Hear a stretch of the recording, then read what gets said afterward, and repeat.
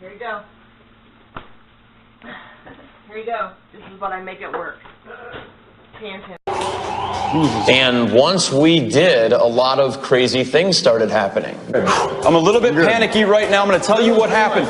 We were having troubles trying to get this thing turned on. There's scratches on the inside. The door's been cracked. The light fixtures that are on the ceiling have been dropping on it and exploding. And right after that, I came up here and took a picture.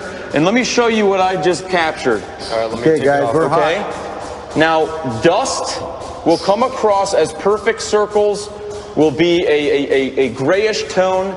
As you can see the edges of this, it looks like mist, like a vapor.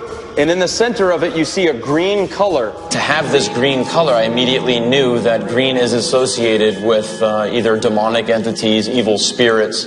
And I'm really curious to know what happened when it was at our evidence base and they blew it up even more. This is zoomed in all the way. It's an orb that's in the darkness, and if you zoom in on it, kind of looks like a skull.